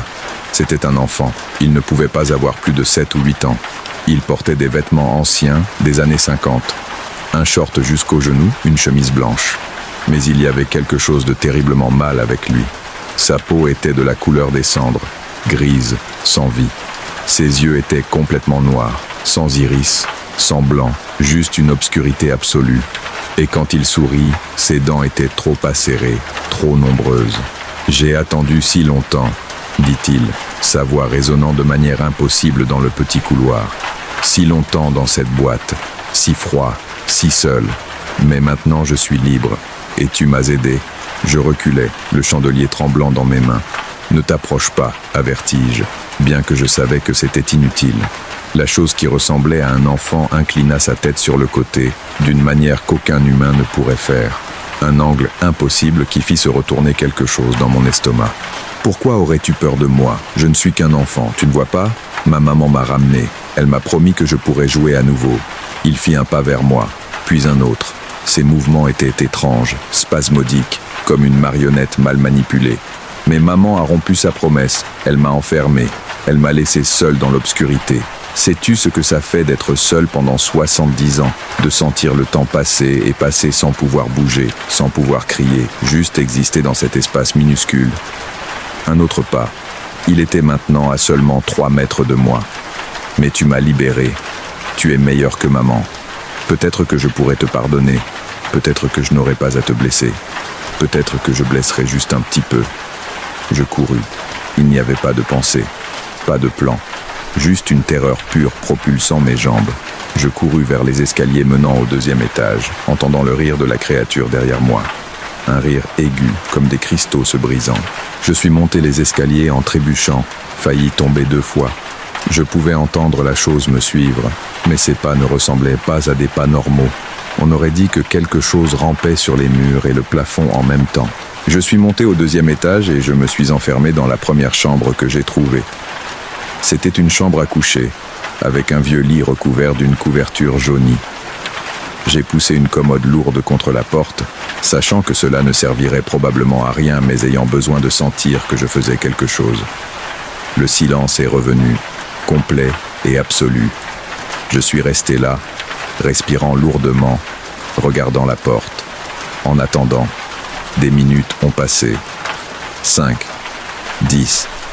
Rien ne s'est passé. Peut-être qu'il était parti.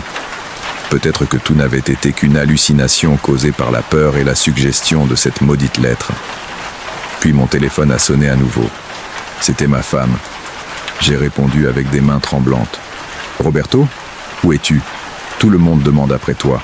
La fête a déjà commencé. »« Je suis piégé, » ai-je chuchoté. « J'ai besoin que tu appelles la police. Donne-moi l'adresse où je suis. » J'ai regardé autour de moi à la recherche d'un indice, mais il n'y avait rien qui me dise le nom de la rue. Piégé? De quoi parles-tu? Ça va? Non, je ne vais pas bien. Il y a quelque chose dans cette maison, quelque chose qui n'est pas humain. J'ai besoin que... L'appel a été coupé. J'ai regardé l'écran de mon téléphone. Pas de signal. C'était impossible. Je venais d'avoir du signal il y a 1 seconde. Puis j'ai entendu sa voix. Mais elle ne venait pas de l'extérieur de la chambre. Elle venait de sous le lit. Je te vois. Je me suis éloigné du lit d'un bond, mon dos heurtant le mur. J'ai observé l'espace sombre sous le lit, m'attendant à voir quelque chose bouger. Mais il n'y avait rien. Puis j'ai entendu un léger coup à la fenêtre. Je me suis retourné. Là, de l'autre côté du verre, au 2e étage, il me souriait. Impossible. Il n'y avait rien sur quoi il pouvait se tenir. « Tu veux jouer ?» a-t-il demandé, sa voix étouffée par le verre mais parfaitement compréhensible. Je connais beaucoup de jeux. Des jeux que j'ai appris dans l'obscurité. Des jeux qui t'apprendront des choses. Je levai le chandelier et courus vers la fenêtre, la frappant de toutes mes forces. Le verre se brisa, me coupant les mains. Mais cela ne m'importait pas. J'avais besoin de sortir de cette chambre, de cette maison, de n'importe quel endroit où cette chose pouvait m'atteindre. Avant que je puisse grimper par la fenêtre brisée, je sentis des mains froides m'agripper aux chevilles. De petites mains, mais incroyablement fortes. Elles me tirèrent en arrière avec une force qu'aucun enfant ne devrait avoir. Je tombai au sol, me frappant la tête. Quand j'ouvris les yeux, la créature était au-dessus de moi, son visage à quelques centimètres du mien. L'odeur sucrée que j'avais perçue auparavant était écrasante maintenant, sortant de sa bouche chaque fois qu'elle parlait. Tu as joué avec moi. Tu m'as laissé sortir de la boîte. Maintenant, nous devons terminer le jeu. Ses mains, froides comme la glace, touchèrent mon visage. Je fermai les yeux, attendant la fin. Mais alors j'entendis une autre voix, une voix de femme, âgée mais puissante. « Laisse-le !» J'ouvris les yeux.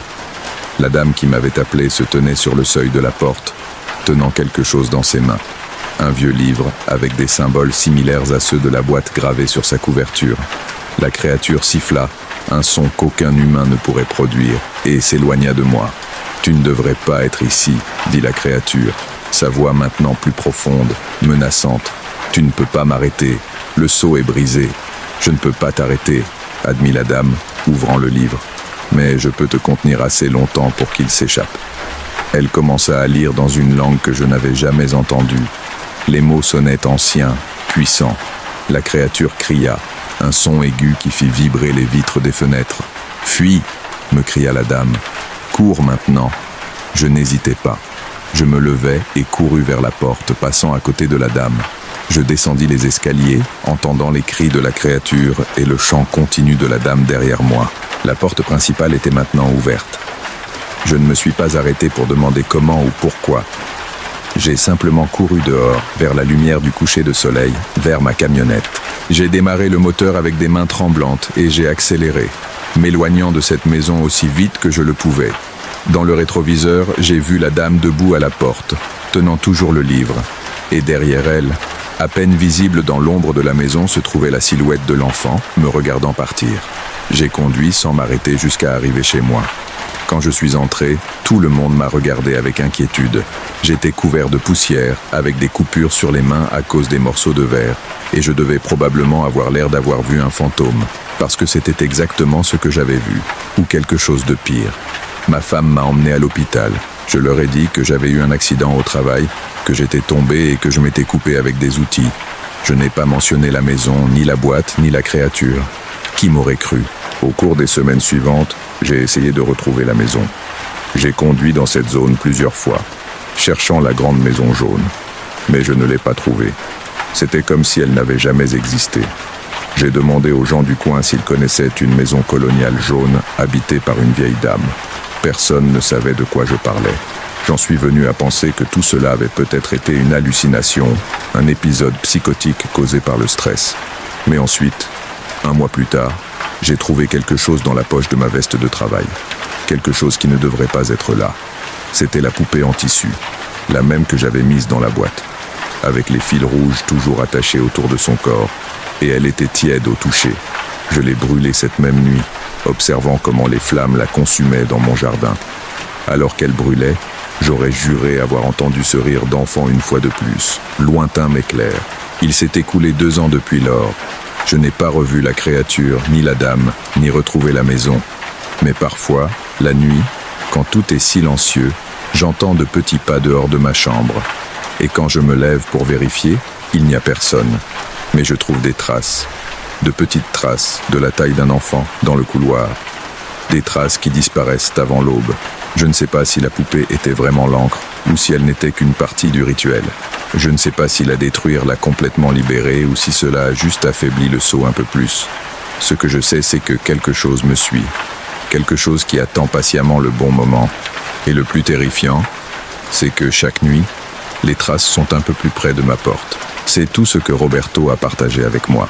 Il m'a dit que depuis, il dort avec les lumières allumées et qu'il envisage de déménager. Si jamais tu trouves une boîte scellée à un endroit où elle ne devrait pas être, s'il te plaît, ne l'ouvre pas. Parfois, les choses sont scellées pour une très bonne raison. Si cette histoire t'a laissé réfléchir, laisse-moi un commentaire avec ton avis. Penses-tu que Roberto a vraiment libéré quelque chose ou que son esprit lui a joué un tour ? J'aimerais savoir ce que tu en penses. On se retrouve dans la prochaine histoire.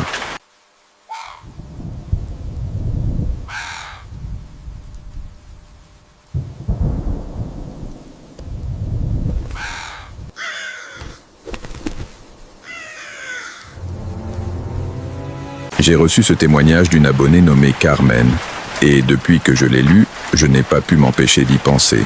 Si vous avez également vécu quelque chose que vous ne pouvez pas expliquer, j'aimerais que vous le partagiez dans les commentaires. Alors, ce que Carmen a vécu s'est produit quand elle avait 19 ans et travaillait comme nourrice dans une vieille maison du centre-ville. C'était un travail simple, ou du moins, elle le pensait. Mais il y a des maisons qui cachent des secrets, et certains de ces secrets ne veulent pas rester cachés. Voici son histoire.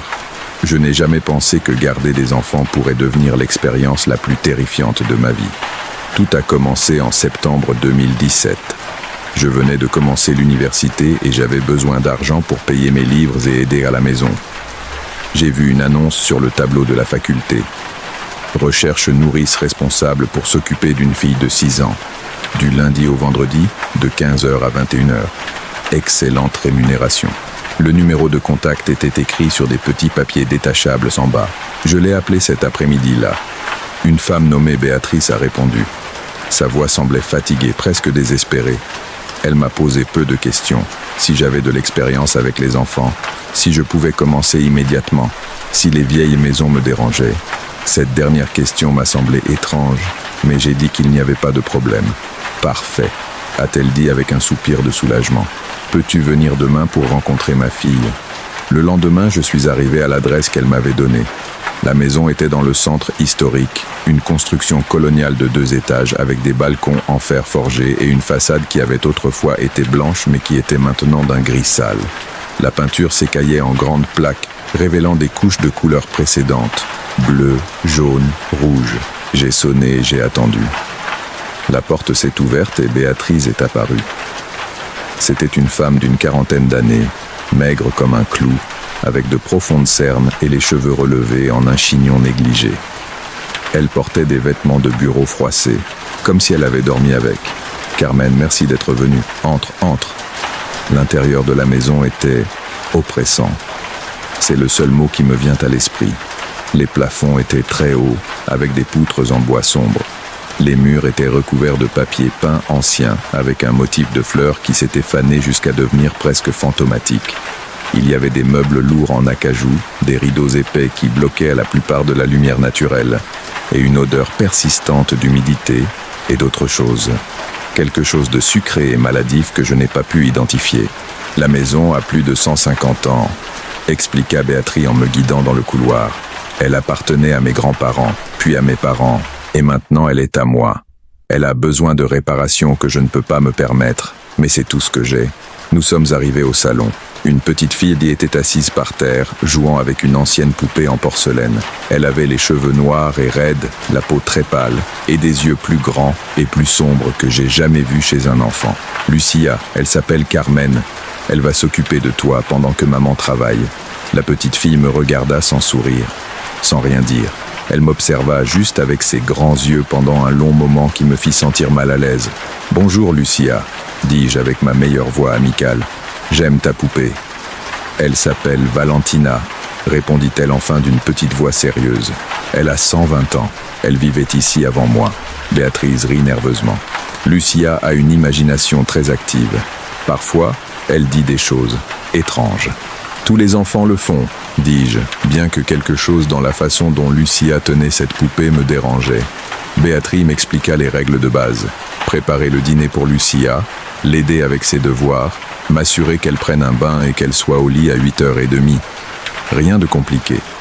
Elle me paierait chaque semaine en espèces, et je pouvais partir dès qu'elle rentrait du travail, généralement vers 9h. Il y a juste une chose de plus, ajouta-t-elle, baissant la voix bien que Lucia soit suffisamment loin pour ne pas entendre.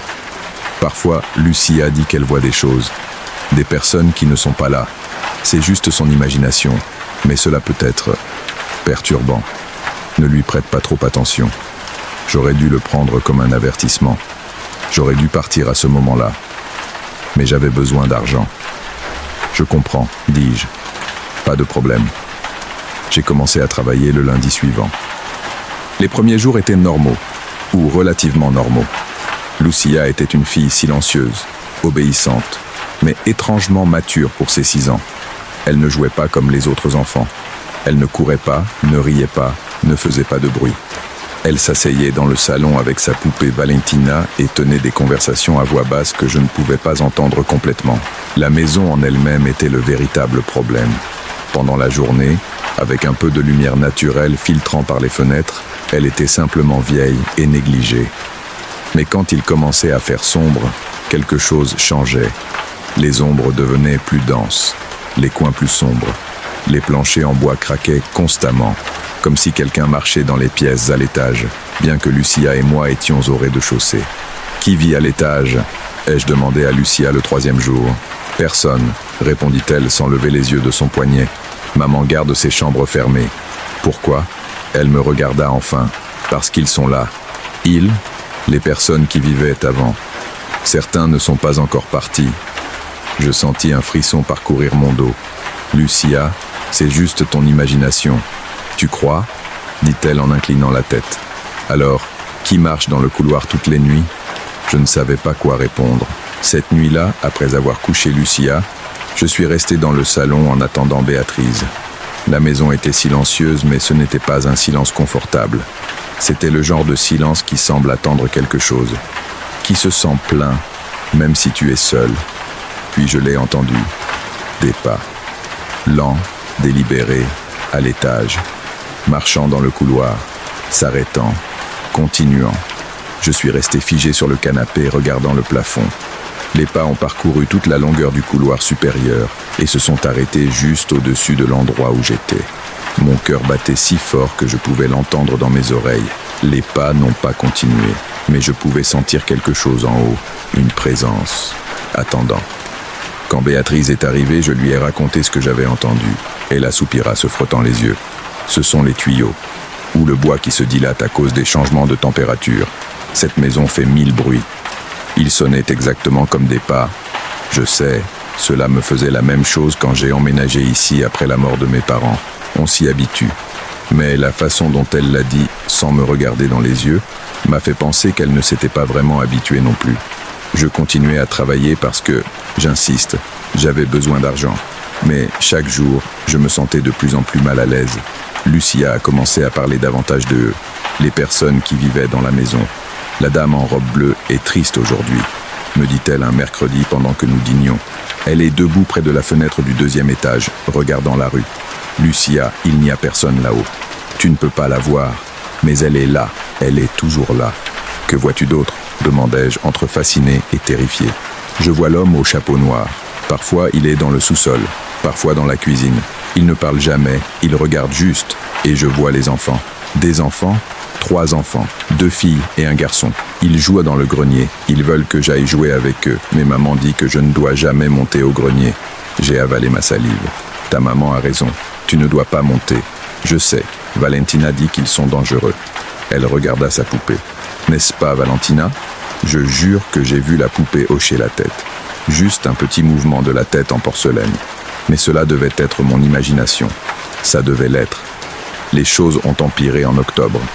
Un après-midi, je suis arrivé et j'ai trouvé Lucia assise sur les escaliers, regardant en haut. « Que se passe-t-il » ai-je demandé. La porte du grenier est ouverte. J'ai regardé vers le 2e étage. Il y avait une porte au bout du couloir supérieur que je n'avais jamais vue ouverte.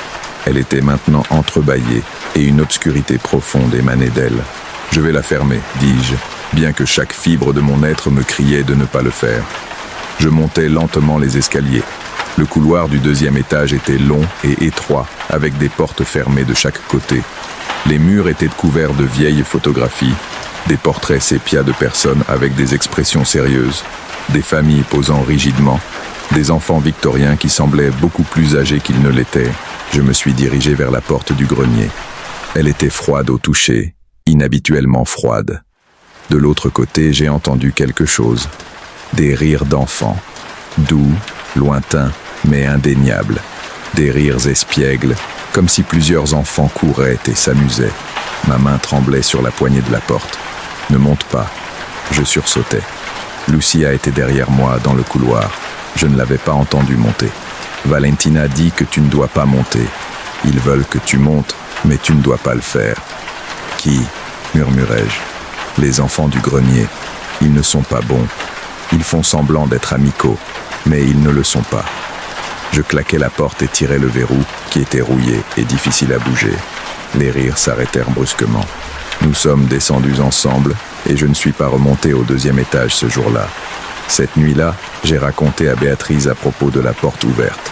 Son visage pâlit. « Tu l'as fermée ? » ?»« Oui. »« Et tu as tiré le verrou ? » ?»« Oui. » Elle s'est laissée tomber sur une chaise, tremblante. « Merci, merci. Cette porte doit rester fermée. Toujours. » « Qu'est-ce qu'il y a là-haut ?» Il resta silencieux un long moment. Enfin, il parla. « Quand j'étais enfant, je vivais ici avec mes parents et mon petit frère. Un jour, mon frère est monté au grenier pour jouer. Nous avons entendu un bruit horrible. Quand nous l'avons trouvé, sa voix s'est brisée.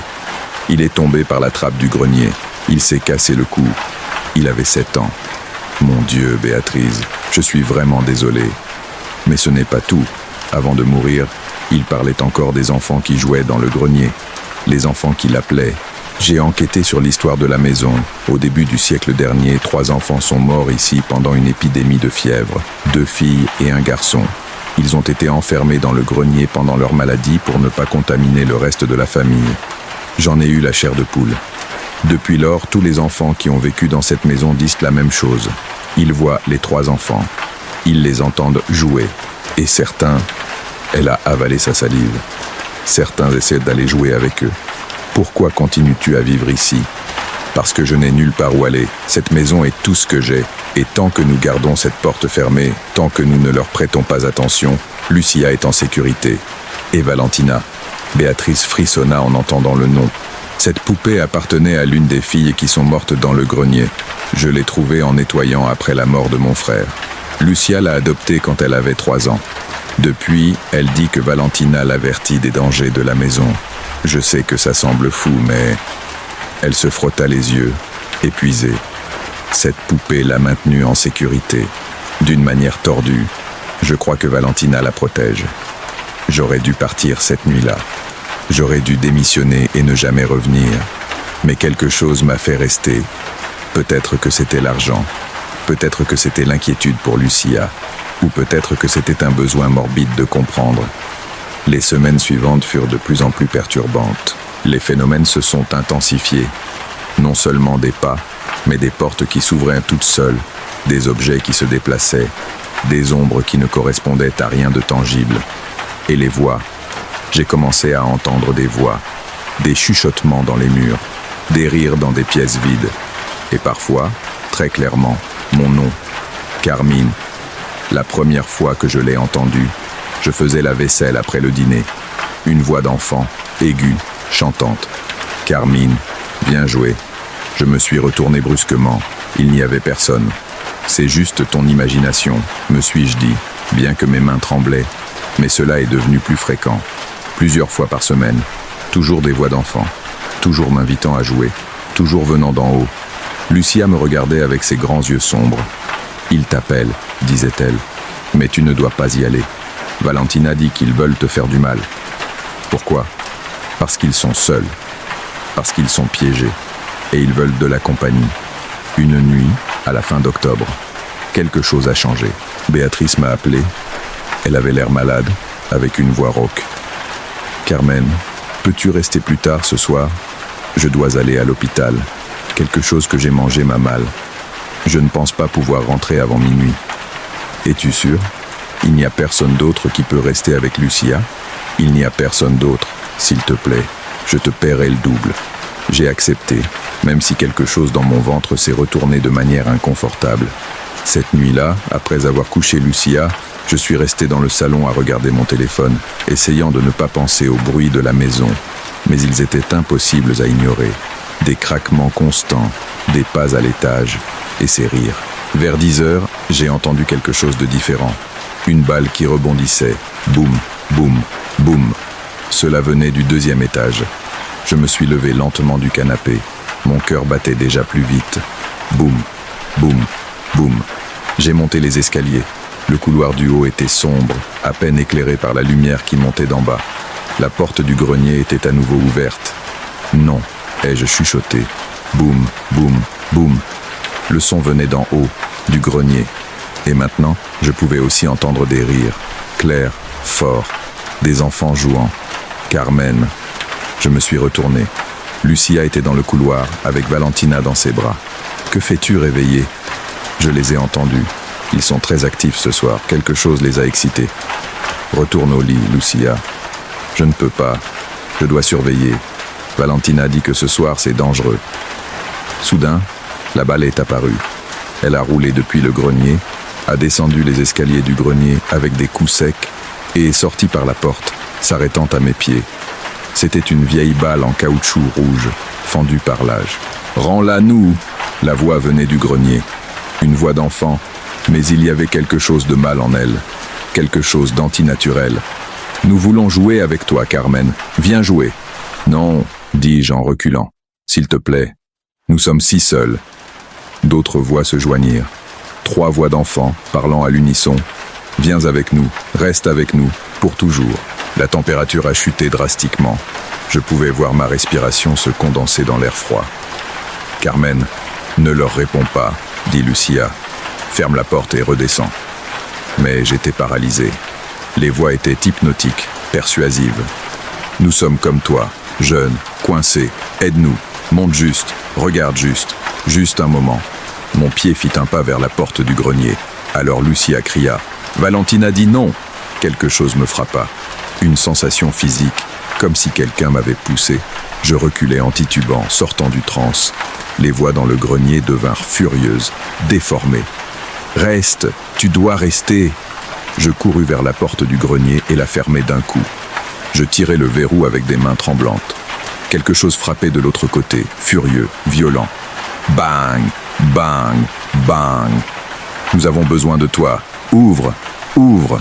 Je pris Lucia et nous descendîmes en courant les escaliers.